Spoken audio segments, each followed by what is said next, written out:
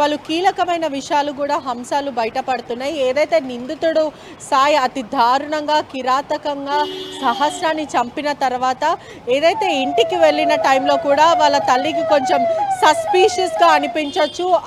అనేక ప్రశ్నలు కూడా ఆ తల్లి కొడుకుని అడిగినప్పటికీ కూడా అతను నిజం బయటికి చెప్పాడు. తల్లికి తెలిసినప్పటికీ కూడా గత 4-5 రోజుల నుంచి కూడా పోలీసులు ఒక్క క్లూ లేకుండా కూడా నిందితుడి కోసం గాలింపు చర్యలు కొనసాగుతున్నాయి. సీసీటీవీ ఫుటేజ్ కూడా ఎక్కడ కూడా లేని పరిస్థితి. హ్యూమన్ ఇంటెలిజెన్స్ ద్వారా కూడా ఒక సాఫ్ట్వేర్ ఉద్యోగి ఇచ్చిన లీడ్ ప్రకారం పోలీసులు డీకోడ్ చేశారు.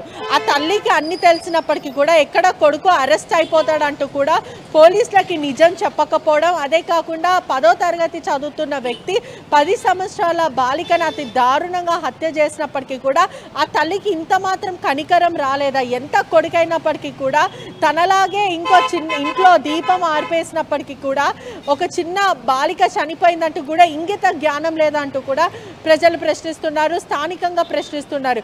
ఇదే కాక అతనికి ఒక మొబైల్ ఫోన్ తరచూ వాడేవాడు, దాంట్లో అనేక సీరియల్స్ క్రైమ్ సీరియల్స్ చూసేవాడు, ఓటీటీకి అలవాటు పడినప్పటికీ కూడా తల్లి ఒకసారి ఈ ఫోన్ ఎక్కడి నుంచి వచ్చింది అని అడిగినప్పటికీ నేను కొనుక్కున్నాను అంటూ అతను చెప్పడము, నువ్వు ఎక్కడి నుంచి నీకు డబ్బులు వస్తాయి, నువ్వు చదివేది 10th క్లాస్, స్కూల్కి సరిగా పోవు, ఎప్పుడు ఆకతాయిగా జులాయిగా తిరుగుతూ ఉంటావు, నీకు ఆ డబ్బులు ఎక్కడి నుంచి వచ్చాయి, దొంగతనం చేసావా లేకపోతే ఇంకెవరిని ఇచ్చావా అంటూ కూడా ఆ తల్లి ఎక్కడా కూడా బలంగా ప్రశ్నించలేదు. కేవలం ఓకే వీడికి ఫోన్ వచ్చింది, వీడు వాడుతున్నాడు అనే ఒక ధ్యానంలోనే ఉంది. కానీ పేరెంట్స్ అప్బ్రింగింగ్ పైన కూడా ఇక్కడ క్వశ్చన్ మార్క్ ఖచ్చితంగా రేజ్ అవుతుందనే చెప్పొచ్చు. ఎందుకంటే పిల్లలలో ప్రవర్తన ఏదన్నా వాళ్ళు డిఫరెంట్గా స్టీరియోగా టైప్ డిఫరెంట్ బిహేవియర్ వాళ్ళకు వస్తుంది, సైకాలజికల్గా మెంటల్లీగా వాళ్ళు స్టేబుల్గా లేరు అన్నప్పుడు ఖచ్చితంగా తల్లిదండ్రులు ఒక కౌన్సిలింగ్ దగ్గరికి తీసుకెళ్లడమో లేక వాళ్ళే కౌన్సిలింగ్ చేయడమో లేకపోతే ఇది కరెక్ట్ ఇది తప్పు అని తల్లిదండ్రులు చెప్పకపోతే పిల్లలకి ఎక్కడి నుంచి ఇవన్నీ వస్తాయంటూ కూడా క్వశ్చన్ మార్క్ రేజ్ అవుతుంది. అప్పుడే మొదట ఫోన్ వచ్చిన వెంటనే తల్లి మందలించి ఆ ఫోన్ లాక్కోవడమో లేకపోతే ఎక్కడి నుంచి తీసుకొచ్చాడో అక్కడనే వాళ్ళకి ఇచ్చేయడమో లేదంటే ఎక్కడి నుంచి డబ్బులు వచ్చాయి ఇవన్నీ కూడా తను ఎక్కడ కూడా ఇంటరాగేట్ చేయడం, అట్లీస్ట్ వివరాలు తెలుసుకోకపోవడం, ఇవన్నీ చేయడం వల్ల కూడా అతను ఓటీటీకి అలవాటు పడి క్రైమ్ సీరియల్స్ చూడడం, మిషన్ డాన్ని ఇంప్లిమెంట్ చేశాడు. పోలీసులు కూడా ఈ కేసు తీవ్రత తగ్గించడానికి అనేక ప్రయత్నం చేశారు. ఎందుకంటే ఇప్పటికే మిషన్ డన్ అనుకుంటా వాళ్ళు చెప్పుకుంటూ వచ్చారు, కానీ ఆ లేఖలో మాత్రం మిషన్ డాన్ అని కూడా క్లియర్గా ఉంది. అతను ఒక డాన్ లాగా ఇమాజినేషన్ చేసుకోవడము, అదే కాకుండా సీరియల్స్కి కానీ లేకపోతే ఆ క్రైమ్ సిరీస్కి కానీ అతను అలవాటు పడి ఓటీటీకి బానిస అయిపోయి క్రైమ్ చూసి చూసి అతనే క్రిమినల్గా మారిపోవడం, నేను క్రైమ్ చేయాలి, నేను ఒక డాన్ని ఎలాగైనా డబ్బులు సంపాదించాలి, అందరినీ భయపట్టించాలి అన్న ఒక స్వభావం అతనిలో మెల్లమెల్లగా ఎస్టాబ్లిష్ అవ్వడం, అతను కాస్త క్రిమినల్గా మారిపోవడం. ఇదే కాకుండా ఆ బాలుడు 10వ క్లాస్ చదువుతున్న బాలుడి పైన కూడా 14 సంవత్సరాలు SC/ST అట్రాసిటీ కింద అనేక కేసులు పెట్టాలి, దాదాపు 3 ఏళ్ల పైన కూడా జైలు నుంచి రాకుండా జీవిత ఖైదీగా అతన్ని ఉరి తీయాలంటూ కూడా స్థానికులు చెప్పుకుంటూ వస్తున్నారు. పోలీసులు మాత్రం అతన్ని జీవిత ఖైదీ చేయడానికి ఇంప్రిజన్మెంట్ లైఫ్ ఇంప్రిజన్మెంట్ చేయడానికి కూడా ప్రయత్నిస్తున్నారు. జువెనల్ అయినప్పటికీ జువెనల్ హోమ్లో ఉన్నాడు.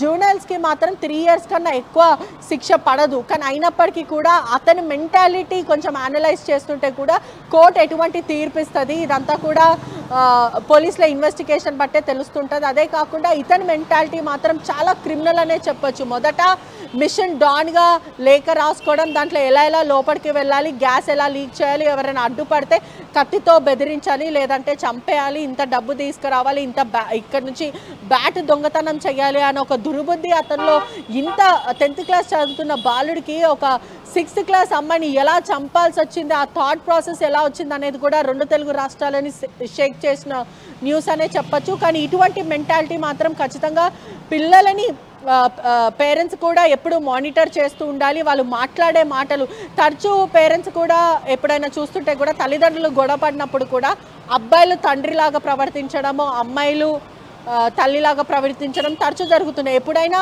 పేరెంట్స్ తల్లిని కొట్టడం చూస్తే ఖచ్చితంగా పిల్లలు అవే నేర్చుకోవడము, తల్లిని కొట్టడము ఇటువంటివి తరచూ జరుగుతుంటాయి.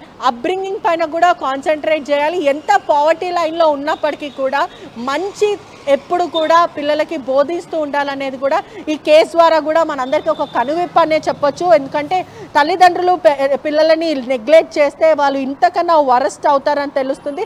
తల్లికి ఇవన్నీ తెలిసినప్పటికీ కూడా సహస్ర చనిపోయినాక చంపిన తర్వాత కూడా కొడుకు వచ్చి తల్లికి చెప్పినప్పటికీ కూడా ఆ తల్లి కేవలం తన కన్నపేగు కొడుకును మాత్రమే రక్షించుకోవాలని ప్రయత్నించింది. కానీ ఎక్కడ కూడా మరో ఆడపిల్ల చనిపోయింది, చిన్న పసిపాప అని కూడా ఏమాత్రం ఇంగితం లేకుండా ప్రయత్నించారు. ఇదంతా కూడా mind set, upbringing mind set పైన వస్తుంది. ప్రజలు కూడా ఇవన్నీ కూడా అవగాహన చేసుకోవాలి. మన చుట్టుపక్కల ఉన్న వాళ్ళని కూడా ఎప్పటికప్పుడు గమనిస్తూ ఉండాలి.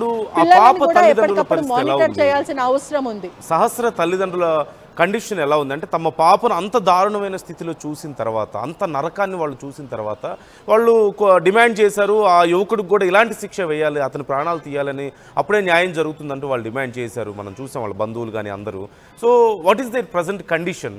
ఇటు పాప తల్లిదండ్రులైనా సరే, ఇటు ఈ బాబు తల్లిదండ్రులైనా సరే, వాళ్ళ పరిస్థితి ఏంటి అసలు?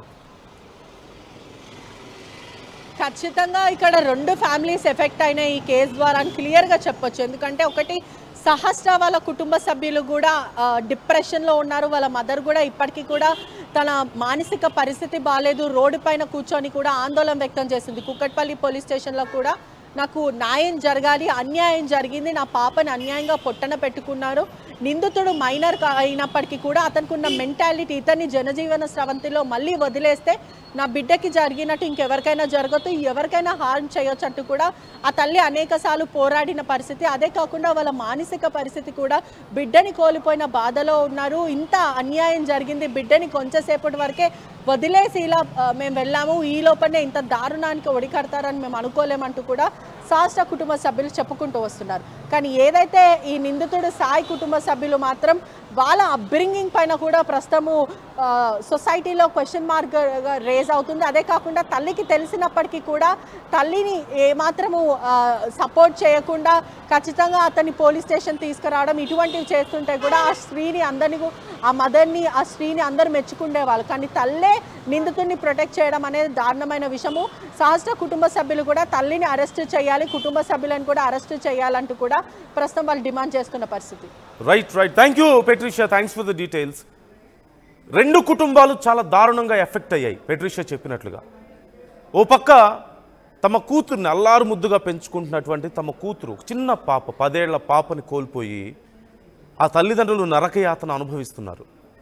ఆ పరిస్థితుల్లో తమ కూతుర్ని అలా చూసినటువంటి తండ్రి నిద్రపోగలడా? నిజంగా కళ్ళు మూసుకుంటే ఆ ఘటనే కళ్ళ ముందు కనిపించదా? తమ కూతురే కళ్ళ ముందు కనిపించదా?